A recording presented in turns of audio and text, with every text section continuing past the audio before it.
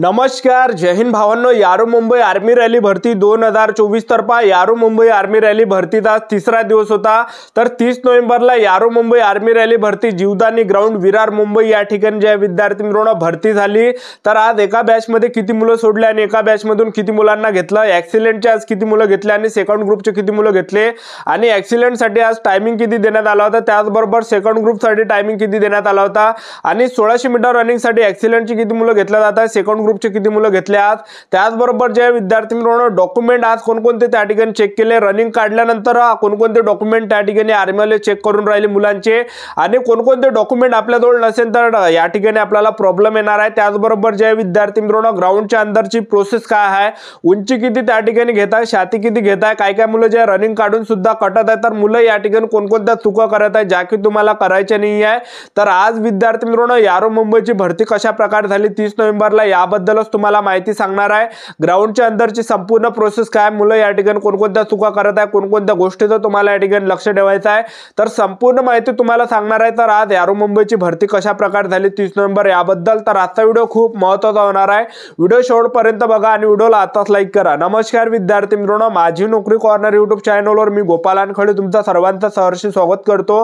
तर मित्रांनो व्हिडिओचा थंबनेल बघून तुमच्या लक्षात आलं असेल की आपला व्हिडिओ कोणत्या टॉपिकवर होणार आहे. व्हिडिओ सुरू करण्याच्या आधी आपल्या युट्यूब चॅनलला सबस्क्राइब करा जेणेकरून प्रत्येक भरतीचे अपडेट तुमच्यापर्यंत सर्वात आधी पोहोचेल. जास्त करून यारो मुंबई आर्मी रॅली भरतीच्या रिलेटेड जास्त व्हिडिओ आपल्या चॅनलवर अपलोड करत असतो. यारो मुंबई आर्मी रॅली भरतीचा आज तिसरा दिवस होता. 30 नोव्हेंबरला जे जीवदानी ग्राउंड मुंबई या ठिकाणी विरार या ठिकाणी ग्राउंड झालं. तर सर्वात पहिले जे मुलांनी आज चुका केल्या ते तुम्हाला सांगून देतो. आज जे विद्यार्थी मित्रांनो सकाळी मुलं आले होते, आज मुले आले होते 30 नोव्हेंबरला आणि त्यांना जे आर्मीवाल्यांनी डायरेक्ट घरी पाठवून दिलं. तर म्हणजे सांगायचं एवढंच, भरतीची जी प्रोसेस आहे हे एक दिवस अगोदरपासून चालू झाली राहते. ज्यांचं ग्राउंड 30 नोव्हेंबरला होतं तर ते मुलं 29 नोव्हेंबरला रात्री त्या ठिकाणी ग्राउंडवर हजर होते. तर आज विद्यार्थी मित्रांनो काही मुलं आज सकाळी आले होते भरतीवर. त्या विद्यार्थ्यांना असं वाटलं की आपल्या हॉल तिकीटवर 30 नोव्हेंबर तारीख आहे, तर ते मुलं सकाळी 30 नोव्हेंबरला या ठिकाणी ग्राउंडवर आले. तर आर्मीवाल्यांनी त्यांना डायरेक्ट घरी पाठवून दिलं. म्हणजे सांगायचं एवढंच की विद्यार्थी मित्रांनो या ठिकाणी भरतीला एक दिवस अगोदर आपल्याला या ठिकाणी पोहोचायचं आहे. मी तुम्हाला या ठिकाणी वारंवार सांगून सुद्धा तुम्ही तेच ते चुका या ठिकाणी कसे काय करत आहे हे समजून नाही आलं. तर आर्मीची जी प्रोसेस आहे, ज्या विद्यार्थ्यांचा ग्राउंड 30 नोव्हेंबरला झालं तर ते मुलं 29 नोव्हेंबरला रात्री त्या ठिकाणी 7 ते 8 वाजतापासून त्या ठिकाणी ग्राउंडवर हजर होते जीवदानी ग्राउंड विरार या ठिकाणी. तर सांगायचं एवढंच की आर्मीची जी प्रोसेस आहे ही एक दिवस अगोदरपासून ग्राउंडची प्रोसेस चालू झाली राहते.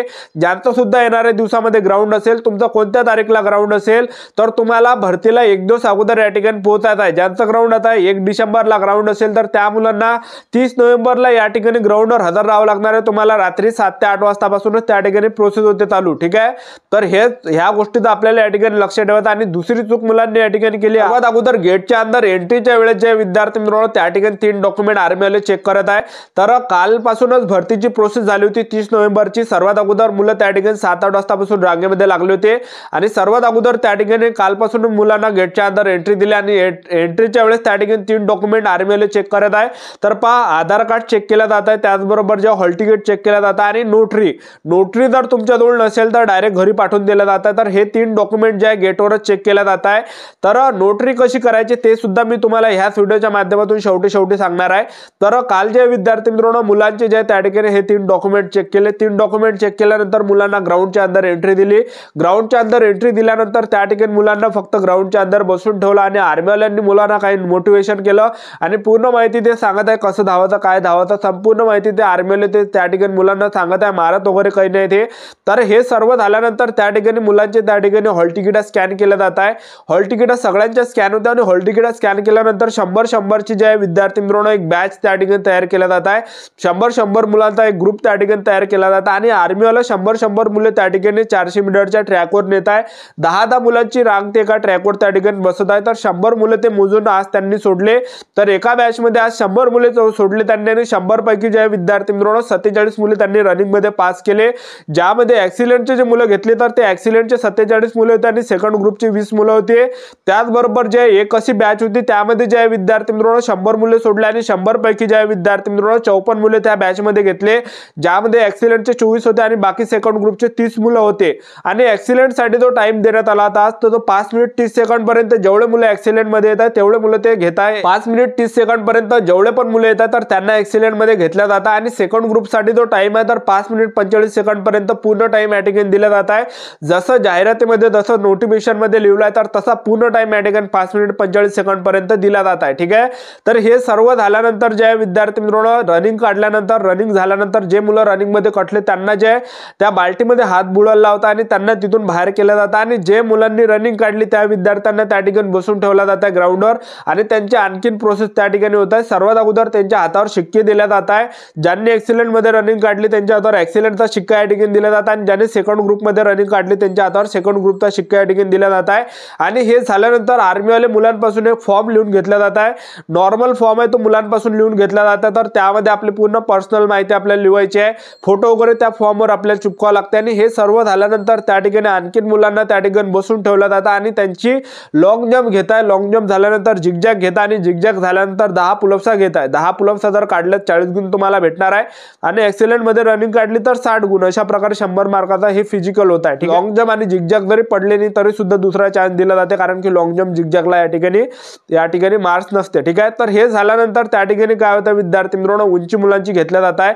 तर 168 सेंटीमीटर उंची त्या ठिकाणी पूर्ण घेत आहे। 168 सेंटीमीटर पेक्षा कमी असेल 1 इंच तरी त्या ठिकाणी ते काटत आहे। ज्या विद्यार्थ्यांनी एक्सिलेंट मध्ये रनिंग काढली किंवा सेकंड ग्रुप मध्ये रनिंग काढली अशी सुद्धा काही मुलं उंची आणि छातीमध्ये काटत आहे, तर उंची 168 सेंटीमीटर उंची त्यामध्ये लागते।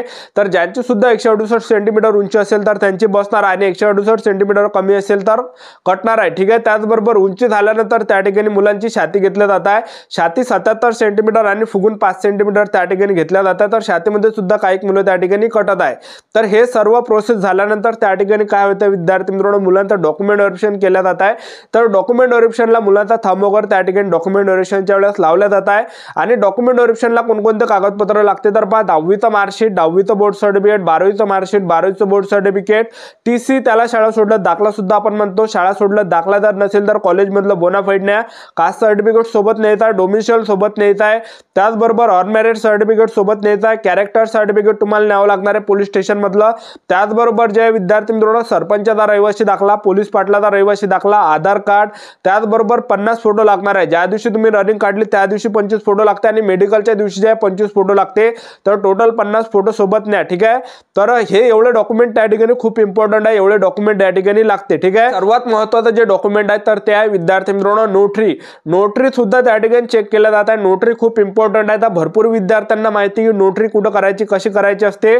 तर तुम्ही हा फॉर्म बघू शकता स्क्रीनवर। तर असा फॉर्म जेव्हा तुम्ही आर्मीचा फॉर्म भरला होता तेव्हा तुम्हाला असा तुम्ही आर्मीचा फॉर्म भरला होता तेव्हा सायबर कॅफेवाल्याने तुम्हाला असा फॉर्म दिला, तुम्ही स्क्रीनवर बघू शकता या ठिकाणी। तर हा फॉर्म घेऊन तुम्हाला वकिलाच्या घरी जायचं आणि त्याला म्हणायचं की मला नोटरी करून द्या म्हणा ह्या फॉर्मवर, तर तो वकील तुम्हाला बरोबर नोटरी करून देते। तर वकिलाचे जे घर आहे, ॲडव्होकेटचे जे घर आहे, प्रत्येक जे जिल्ह्यामध्ये जे विद्यार्थी मित्रांनो ॲडव्होकेटचे घर आहे, तर तुम्हाला नोटरी आपल्या जिल्ह्यामध्येच नोटरी केली चालते, तुम्ही आपल्या जिल्ह्यामध्येच नोटरी करा। आता जर मुंबईमध्ये असाल, तुम्हाला जर इलाज नसेल की बा आपल्याला आपल्या जिल्ह्यामध्ये जाणं शक्य नाही, तर मुंबईमध्ये सुद्धा तुम्ही नोटरी करू शकता, कुठे नोटरी करू शकता, पण सर्वात बेस्ट राहणार आहे की आपल्या जिल्ह्यामध्ये नोटरी करा। तर प्रत्येक जे आपल्या तुम्ही कोणत्या जिल्ह्यातले असेल तर प्रत्येक जिल्ह्यामध्ये जे ॲडव्होकेटचे घर, वकिलाचे घर, प्रत्येक गल्लोगल्ली त्यांचे घर असते, तर वकिलाच्या घरी जायचं तुम्हाला डायरेक्ट आणि त्याला म्हणायचा नोटरी करून दे, तर तो तुम्हाला नोटरी बरोबर करून देते। आणि पहिले त्याला भाव विचारायचा किती रुपये घेता म्हणा तुम्ही नोटरी करायची, त्यानंतर 1000 रुपये म्हटलं 500 म्हटलं त्याच्याजवळ करू नका, कारण की नोटरी फक्त 100 रुपयात करून भेटते, 100 रुपयात जास्त त्याला पैसे लागत नाही। ठीक आहे, तो 100 रुपयाचा स्टॅम्प पेपर सुद्धा तुम्ही विकत घेऊ नका, त्याचं सुद्धा काही काम नाही। तर तुम्ही जे विचारा त्या ठिकाणी ॲडव्होकेटला की 100 रुपये घेता का, 100 जर एखाद्यानं म्हटलं त्याच्याजवळच करायची नोटरी। नोटरी करायला ज्या विद्यार्थी मित्रांनो जास्त पैसे लागत नाही, 100 रुपयातच नोटरी होते। ठीक आहे, तर अशा प्रकारचे यारो मुंबई आर्मी रॅली भरती आज पार पडली होती। संपूर्ण महत्त्वाची माहिती आजचा व्हिडिओ आवडला असेल तर व्हिडिओ लाईक करा, शेअर करा, सबस्क्राईब करा। वेळोवेळी अपडेट तुम्हाला यारो मुंबई बद्दल देत राहणार। आजच्या दिवस थांबतो, व्हिडिओ नेक्स्ट व्हिडिओ मध्ये। जय हिंद, जय भारत।